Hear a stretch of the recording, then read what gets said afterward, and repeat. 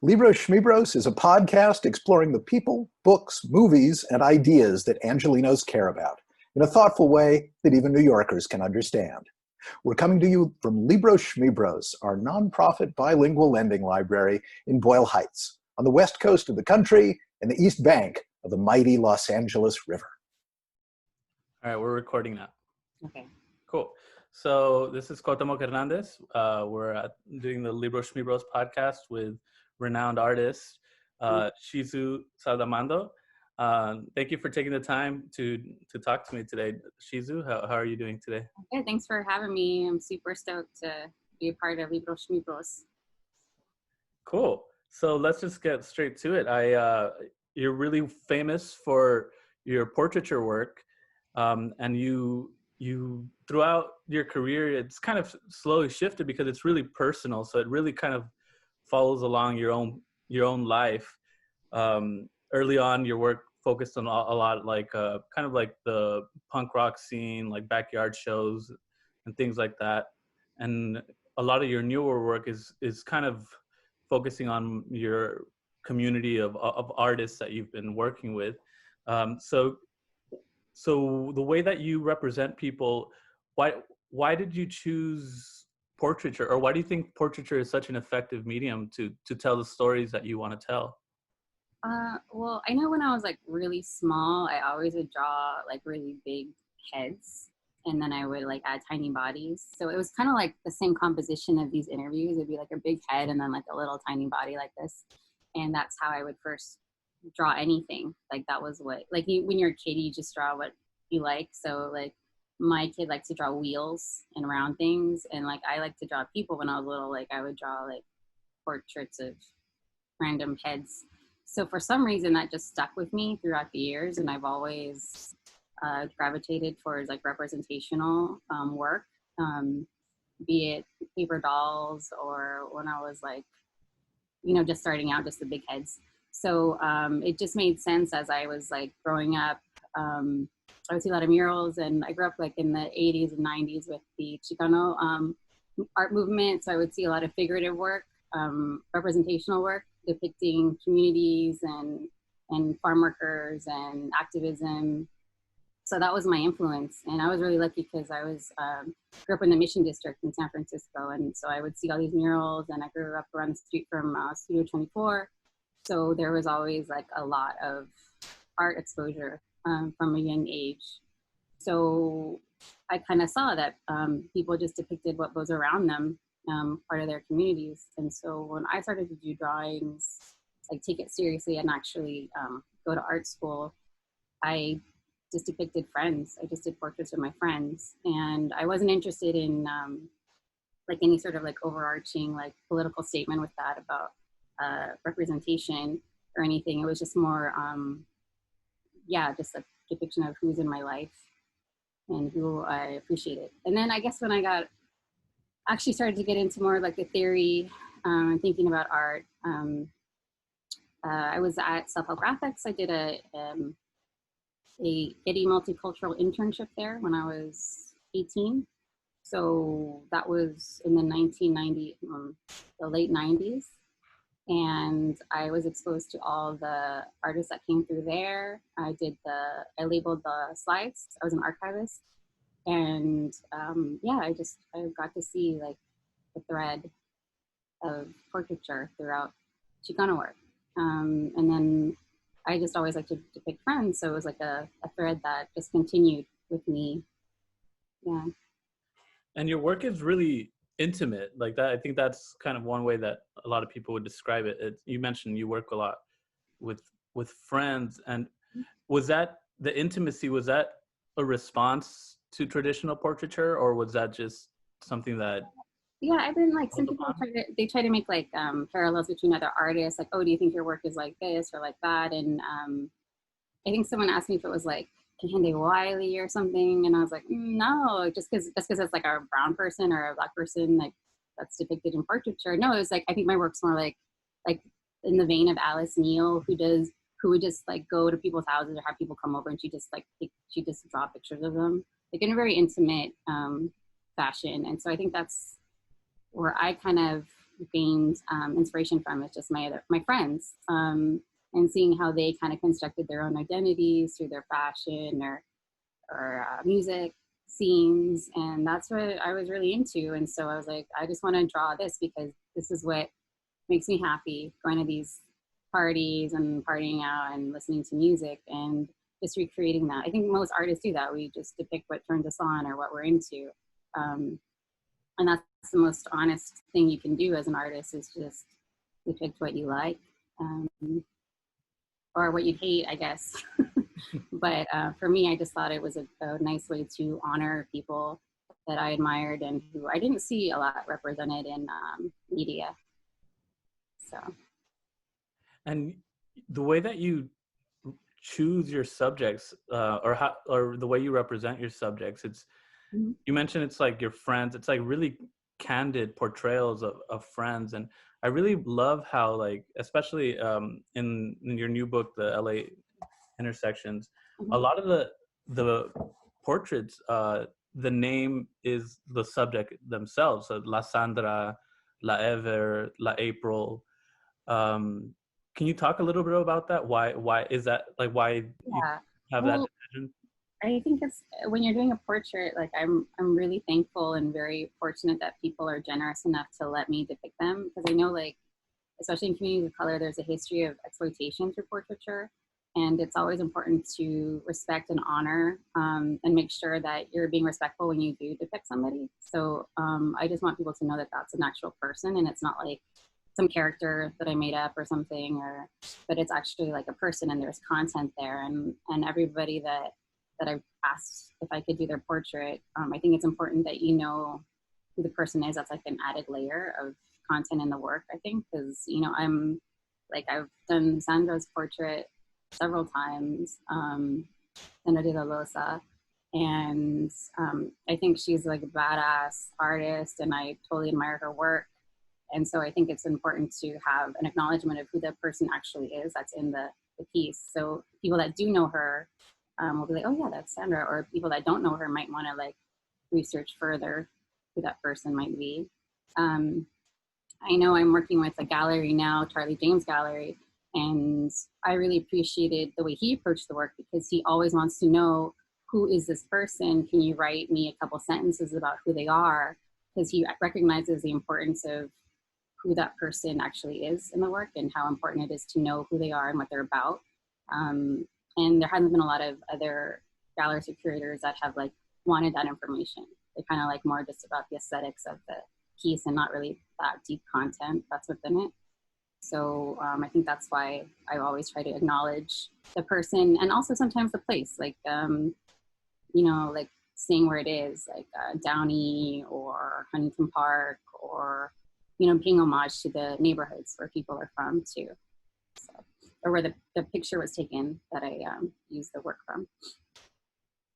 Yeah, no, it definitely seems like that's like really deliberate. Like you're not just like parachuting into like a subculture or community. It's like really your lived experience, which is so refreshing. I know you mentioned like you don't want to exotify. I know you've referenced like you're not like Larry Clark, for example, like a photographer that takes Right. pictures of, you know, youth and subcultures, and it's more like it. Yeah, when I was younger, I used to do that. I used to just like, when I was younger and in the scene, and if someone was really fucked up and drunk and passed out, I would like totally take their picture and be like, oh, I'm gonna draw this shit later. But now that I'm older and I have like more of a career behind me, I gotta be like way more respectful about that. And like just the power dynamic is different, and I'm not gonna do that anymore. You know, like you just have to adjust and reevaluate that, because it is different. Like the more successful I get in more notoriety or I get as an artist, I have to be more careful, because I don't want to become that either. So it's tricky. And I don't know, that's why I think getting into tattooing has helped a lot too, because it's taken the pressure off of having that productivity schedule of having to constantly churn out new work and have more people agree to pose for me. So tattooing has been like a savior. And also I don't have to worry too much. It's my day job, so I don't have to worry so much about selling as much. I have a runny nose. I hope I don't have sickness, but anyways, yeah.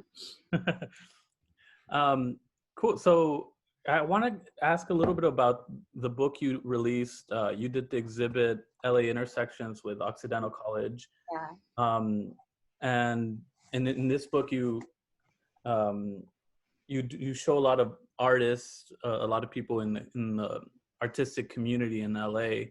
Mm-hmm. And that to me is so fascinating, how like it doesn't seem, at least in certain POC artistic community here in LA, it doesn't seem like it's really like too competitive. It's like really collaborative almost, like a lot of people reference each other in their work. Like I know you've mentioned Sandra de la Loza, you did a portrait of. You also Guadalupe Rosales. So can you talk a little bit about why that POC art community is so tight knit, and why it's important to collaborate and communicate with each other's work? Yeah, I think because we've all, like, a lot of us have been through the institution, so we know how hard it is. Like we kind of like are like, oh man, like this shit's hard. Like if you got out of there and you're still doing it, and you're making art, and then it's just like you just want to help each other because you know that you've gone through like just horrible like white supremacist like value systems and indoctrination through all the readings and discussions and critiques you had to do. So if you made it out of there and you're still doing the work that you're doing, it's pretty, I think it's commendable. And I think we all see that within each other. Even the people that haven't gone to art school too, it's like we kind of just like, damn, you're doing it and you don't give a shit. Like you're just, yeah, you're like, no fucks given, I'm still gonna make my art, I'm still gonna do it. And that's amazing. And I think all of us, like, you just want to support that. Like, why would you not? I think we understand too the power of representation and the power of having multiple voices, changing things and changing perspectives and decentering whiteness within the art community. And we understand that if one of us wins, we all win. Like if we're all going, we're all gonna go. Like we're all gonna support each other and we're all gonna have each other's back. And yeah, and we want to collaborate and learn. I know I do. Like just recently with this like new generation of artists that are kind of coming up, like I'm so pumped and like amped for them and just what they're about. And it's been a long time coming because this is so great to see these younger generations collaborating and doing work and just creating some really amazing work. And it's pretty amazing. I'm really like pumped about it. And so I get really excited when I see younger artists doing shit. It makes me super happy. Yeah, it's really awesome to see, even as like a non-artist, like someone who's just like appreciating the work, that there's like all these threads that kind of like, you know, connect the communities. And well, even what you're doing now is part of that. Like you're part of that community despite like your work with these podcasts or whatever you call them, you know, like it's a part of that. Like it's creating dialogue and creating an exposure to that community. So I would argue that it is, you know, it is like a big part of that too. oh, awesome. Thanks for saying that. Mm-hmm. So can you can I share the book a little bit? You also the typology or the typography of the book. Can you talk a little bit about that? Because that's also another artist, right? Right, that's Jaime Munoz, who's an amazing artist, amazing painter. I asked him to do the lettering. It's like his like version of like the Tacos Mexico fonts, I guess, like the version of it, which is like, I just love it. And I said, hey, can I use it for my book cover? So he had the font. He made his own font, his own program. So he just like sent it over to me. So that's so funny. And then the other one, my old book, the font was done by Chato, who I worked with at Old Number 13. So, because I'm not really a typographer or anything, so I always ask people to do my lettering for me. So I was working at Old Number 13 Tattoo on it, Atlantic and Beverly, when that book came out, the other book came out, and so Chato did the lettering for that one. And what's the significance behind the name LA Intersections? So I think there was a couple, like I'm always like struggling with names for shows, especially I think my friend April came up with it. So she actually is a professor, an art history professor at ELAC. You should take a class with her if you're there. Oh yeah, definitely. Yeah, she wrote the foreword, right? Yeah, she wrote the foreword. So I think she came up with the title because I was like throwing around some titles for her. But yeah, we just picked up Intersections because it references not only like the physicality of actual like street intersections, but also being intersectional. Also, like there's a lot of different ways to approach and interpret the word intersection. I think now we're actually working and embracing like these different isms, but like in a positive like way that we can all kind of intersect with each other and support each other, and realizing that our struggles are multiplicitous and intersectional, and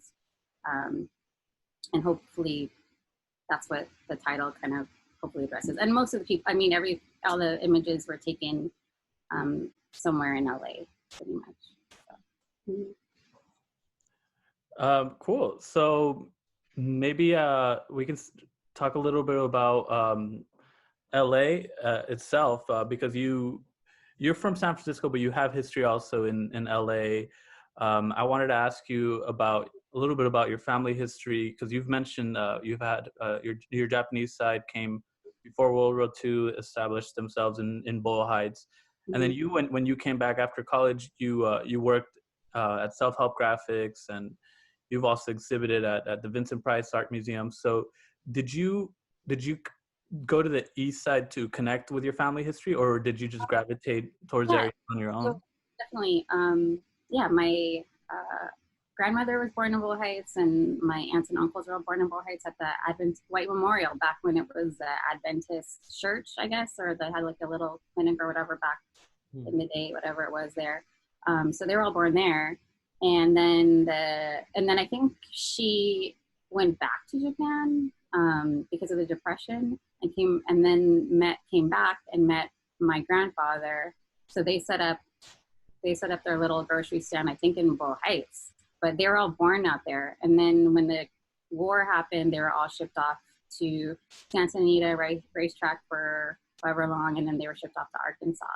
So when the camps ended, when they actually released the Japanese people from the prison camps, a lot of them couldn't go back to the West Coast because they still thought it was like espionage or something. So they had to move to Chicago because they had mutual friends that lived in Chicago. So they moved to Chicago for about 13 years.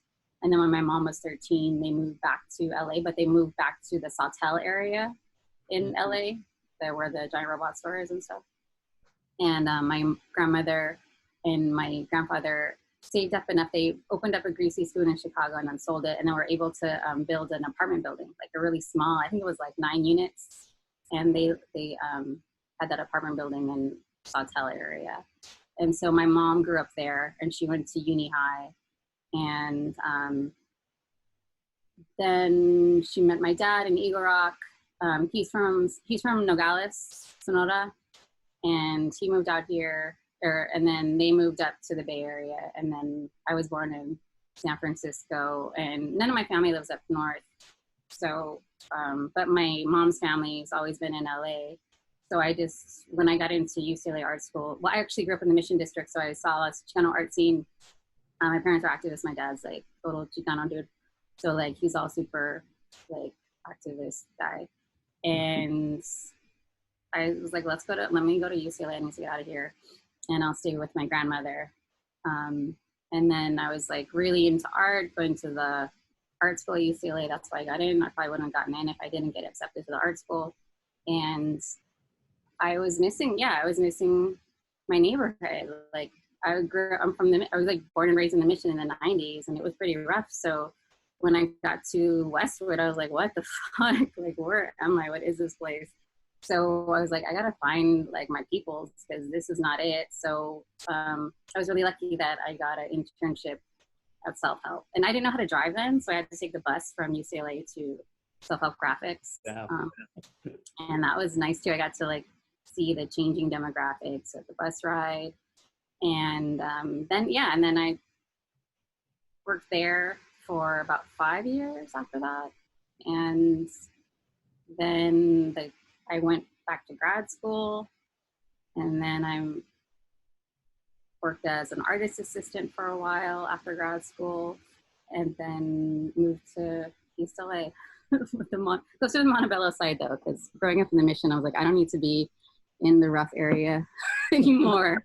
Like I'm good with living that suburban life, so I'll move to East Coast, but closer to Montebello, I guess. So that's where I'm at now.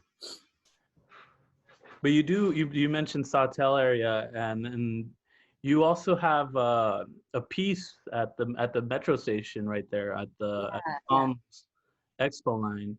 So Hmm.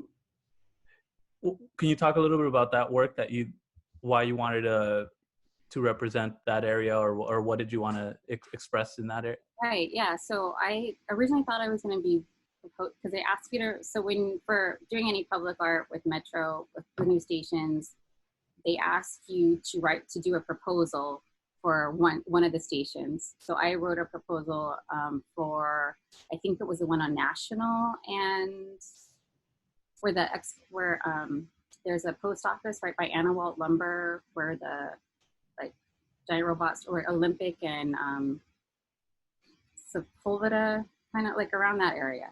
So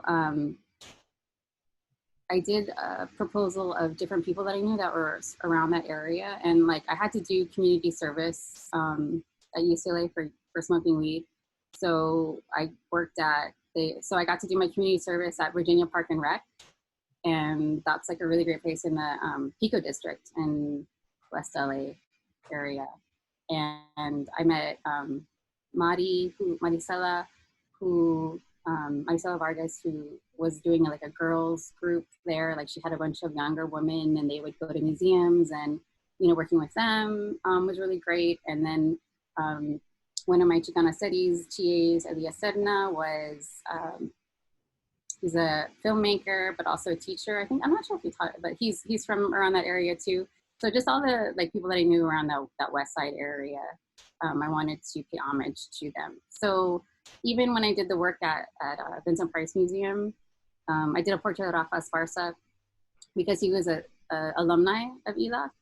So it was important, like anytime I'm doing like an exhibition or whatever, to like have some sort of like site specific portraits, or people that are reflective of the area. So there's a portrait of April Day, who's photographer, and she changed her name. I think she got married recently, but she actually had a studio around the corner from the actual metro station. So it's just about honoring people that were off that whole line that went extended to the ocean, just to reflect all the people that are from that area. So that's where those portraits came out of. And then there was like a homage to like the Brazilian scene, the Brazilian jiu-jitsu scene that happens on in Palms, Culver City area, to trying to just honor the different people and communities that are around the area, I guess, to be reflective of that. Because it's just like, and I actually had to go to their city council. It was like this little meeting for the city, the Palms,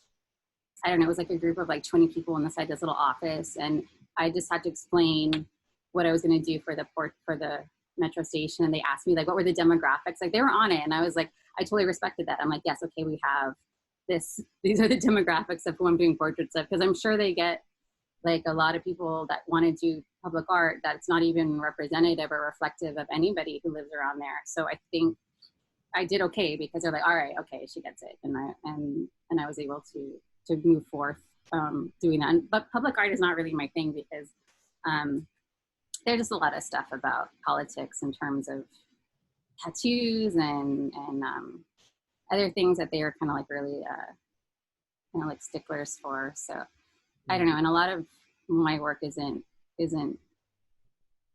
don't know, like for the kids, I guess. Like it's not like little elementary school kids. Like I don't know stuff.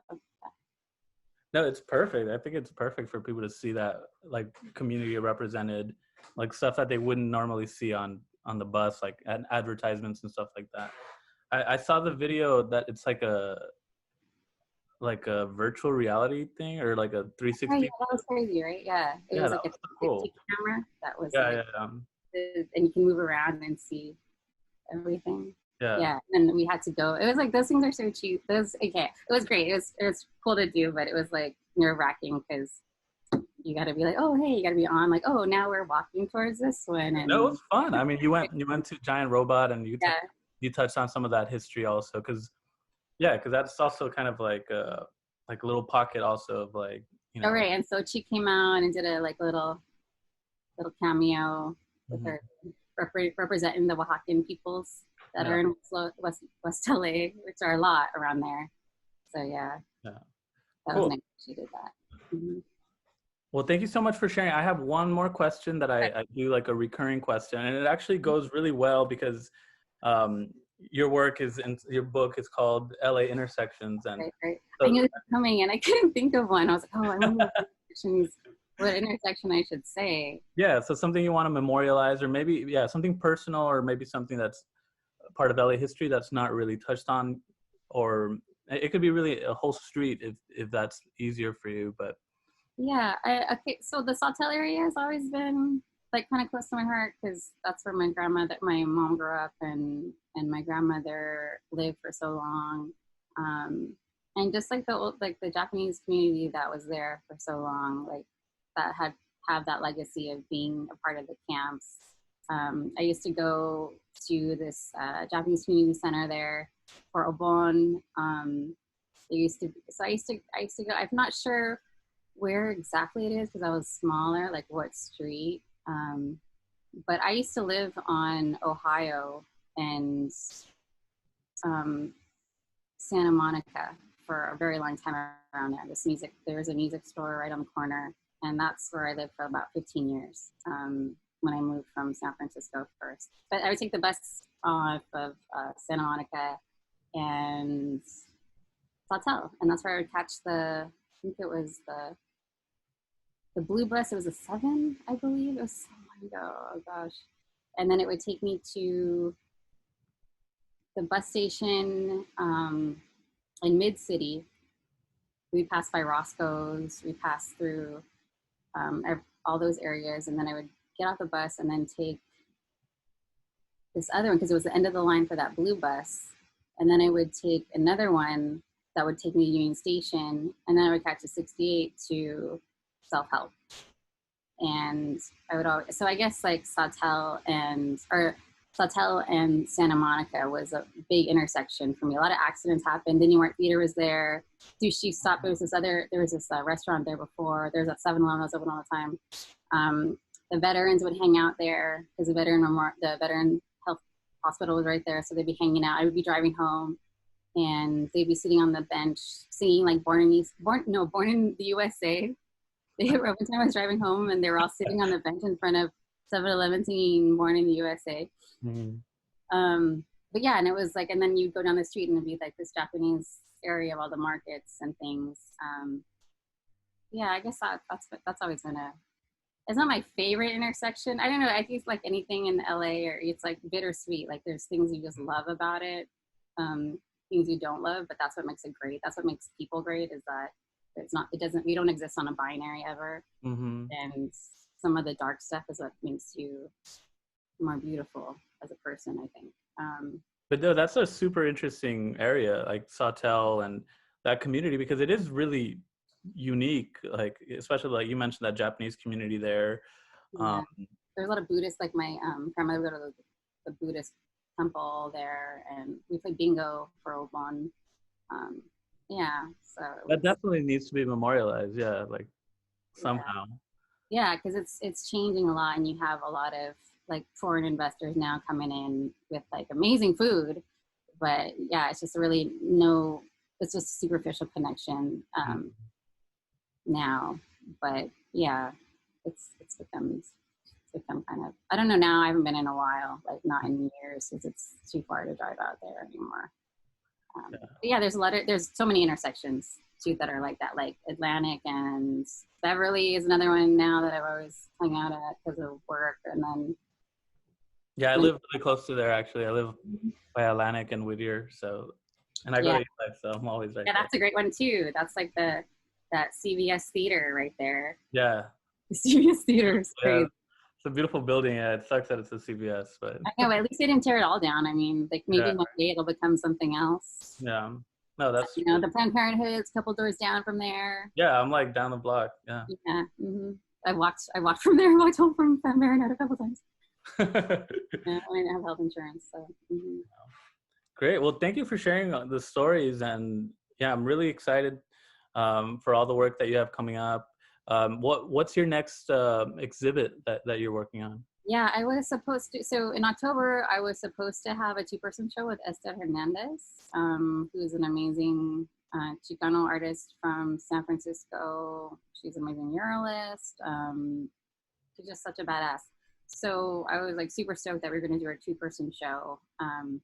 But in light of recent events, it's being pushed back. So I'm kind of relieved too, because this period has given me time to not be on that crazy production schedule of like just making work without any sort of thought, just keep producing. So it's allowed me to spend more time with my son and reflect on things. But at the same time, it's like, I feel kind of weird too. Like I'm regressing to like my college days where I just play video games all day and do whatever. So yeah, that's And that was gonna be at the National Portraiture Gallery. No, the National Mexican Museum in Oh, okay. Chicago. Yeah. Oh, okay. We were gonna go to Chicago, but yes, there was a printmaking show that me and Esther were supposed to be in too. That was gonna be at the Smithsonian. I think it was like Chicano printmaking or something like that. But I don't know what's going on with that anymore. Mm-hmm. Yeah, just like I think there's other little shows that I'm probably not gonna do because I'm like, oh, I'm just gonna spend some time with my kid, and it's just impossible to do any work.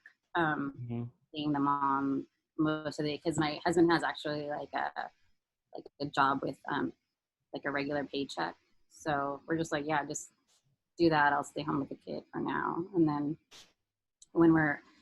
if we ever get out of this, then I could start, we'll go back to preschool, and then I can get some work done and produce stuff again. So hopefully that'll be good. Yeah, no, I mean, what are you guys doing for your hours for Libros Schmibros? How are you guys functioning?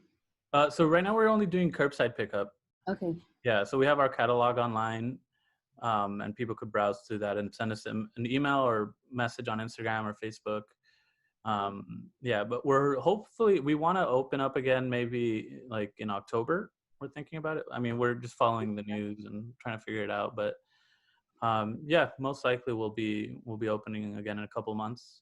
Oh, cool. Yeah, and you guys can rent the books to see the catalogs we're talking about, the older one from Vincent Price and the newer one, if you guys want to see it. Also, there's a couple copies for sale at the LACMA bookstore online. I think they have about like 4 copies there if someone wants to buy them. Or you could just like contact Charlie James Gallery, or if we're friends on like Instagram or something, you can like DM me and I could sell them to you that way too. Yeah, they're beautiful books. They're like really well crafted, and yeah. Mm-hmm. Well, thank you so much for your time.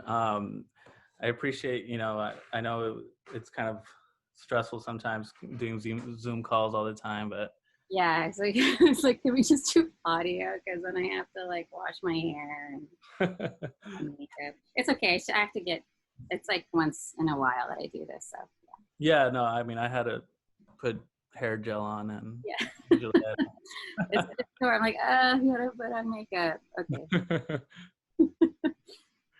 Awesome. Well, hopefully you have a great rest of your day. And you too. Thanks for having me. Yeah, we really appreciate your donations too. You donated a few books, and yeah. So if anybody's interested, we could let people borrow some books also. So. Yeah. Hopefully they do that. Okay. Cool. All right. Well, enjoy the rest of your day. Thank you so much. Thank you, everybody. So ends another episode of Libros Schmibros, recorded at the bilingual nonprofit Libros Schmibros Lending Library in Boyle Heights. By all means, follow us online in all the old familiar places, or email us via info@libroschmibros.org. By the way, we couldn't do this podcast without the whole Libros team, Cuauhtemoc, Colleen, Diana, and Alberto. And all of them would kill me if I didn't add this. Please consider visiting libroschmibros.org, hitting the donut button, the donate button, and giving us a gift. We put good free books into people's hands 5 days a week here at Libros, right across from Mariachi Plaza, up in the old Boyle Hotel. I'm David Kippen, and there'll always be a free book for you, and thousands more to borrow here at Libros Schmibros.